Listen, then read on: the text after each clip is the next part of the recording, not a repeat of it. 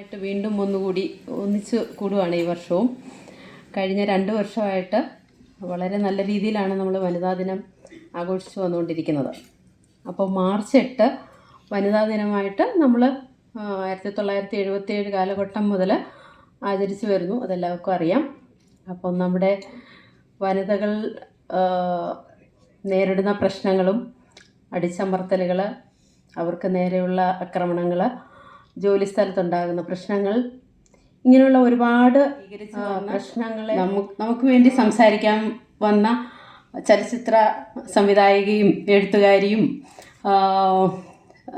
കേരള സാഹിത്യ academy award ജേതാവൊക്കെയായ ധീരയായ വനിത Vidhu Vincent മാമിനെ ഞാൻ നമ്മുടെ ഈ ചടങ്ങിലേക്ക് ക്ഷണിക്കുവാണ്. നമുക്ക് വേണ്ടി കുറച്ച് കാര്യങ്ങൾ പറഞ്ഞു തരാനും ഈ സമൂഹത്തിൽ കുറച്ച് അധികം വളരെയധികം പ്രവർത്തിച്ച് വനിതകൾക്ക് വേണ്ടി നമ്മൾ സ്ത്രീകളോട് സംസാരിക്കേണ്ടതുണ്ടെന്ന് ഞാൻ വിചാരിക്കുന്നു. നമുക്ക് ആകെ ഈ പറഞ്ഞ മാതിരി 365 ദിവസത്തിൽ ചേട്ടന്മാർ അനുവദിച്ചിരിക്കുന്ന ഒരു ദിവസമാണ് മാർച്ച് 8. പെട്ടെന്ന് എല്ലാവരും നമ്മളെക്കുറിച്ച് ഇങ്ങനെ ഓർക്കും, അവിടെ വനിതാ ദിനം, ഇവിടെ വനിതാ ദിനം, നമ്മളെ ആദരിക്കുന്നു, പൂവ് തരുന്നു, പുഷ്പം തരുന്നു, പിന്നെ ഈ പറഞ്ഞ മാതിരി കേക്ക് മുറിക്കുന്നു, ബാക്കി എല്ലാ ദിവസവും ചവിട്ടി തേക്കും, മറ്റേ തെറിവിളിയായിരിക്കും. ഇന്നത്തെ ദിവസം ഭയങ്കരമായിട്ട് നമ്മളെ ആഘോഷിക്കും. കുഴപ്പമില്ല, ഒരു ദിവസമെങ്കിലും ഒരു ദിവസം അത് നമ്മൾ ആഘോഷിക്കണമെന്ന് ഞാൻ വിചാരിക്കുന്നത്. അതായത് റഫീഖ് സൂചിപ്പിച്ചതുപോലെ ശരിക്കും പറഞ്ഞാൽ എന്തിനാ വനിതാ ദിനം ആഘോഷിക്കുന്നത്? ഇപ്പം നമുക്കറിയാം 77 UN തീരുമാനിച്ചതാണ് വനിതാ ദിനമായി ഈ ദിവസം നമ്മൾ ആചരിക്കണമെന്നതിനെ സംബന്ധിച്ച്.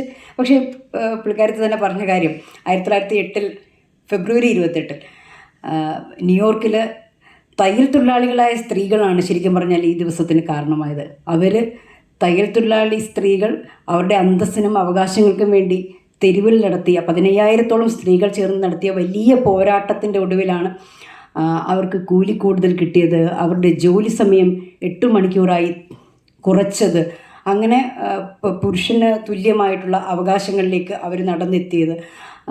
ഒപ്പം തന്നെ വോട്ടവകാശ പ്രസ്ഥാനവും ഈ സമരത്തോടൊപ്പം അന്ന് അവിടെ ശക്തിപ്പെട്ടു. അപ്പം അങ്ങനെ ഒരുപക്ഷെ ഒരു സ്ത്രീയുടെ ജീവിതാന്തസ് പല നിലകളിലും മാറ്റിക്കുറിച്ചിട്ടുള്ള ഒരു പോരാട്ടമായിരുന്നു 1908 നടന്നത്. അപ്പം അത്തരത്തിലുള്ളൊരു പോരാട്ടത്തിൻ്റെ ഓർമ്മയ്ക്കാണ് നമ്മൾ ഈ ദിവസം ഇങ്ങനെ കൂടുന്നത്. എന്താ പറയുക, നമ്മളെക്കുറിച്ച് തിരിച്ചറിയുക എന്ന് പറഞ്ഞാൽ നമ്മൾ നമ്മുടെ ചുറ്റുമുള്ളവരെ കുറിച്ച് കൂടി തിരിച്ചറിയുക എന്നുള്ളൊരു സംഗതിയുണ്ട്. അപ്പം ഈ തിരിച്ചറിവിലേക്കും കൂടിയിട്ട് ഉണരേണ്ടുന്ന സമയമാണ് ഈ ദിവസം എന്ന് ഞാൻ വിചാരിക്കുന്നു.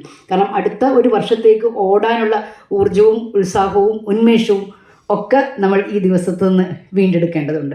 അപ്പം എല്ലാവർക്കും ഒരു ഗംഭീരമായ വനിതാ ദിനം ആശംസിച്ചുകൊണ്ട് നമ്മൾ വേരിലേക്ക് മടങ്ങിപ്പോകേണ്ടതുണ്ട്, വേരിൽ നിന്ന് വെളിച്ചം കൊടുക്കേണ്ടതുണ്ട് എന്ന് ഓർമ്മിപ്പിച്ചുകൊണ്ട് നിർത്തുന്നു. അഭിവാദ്യങ്ങൾ.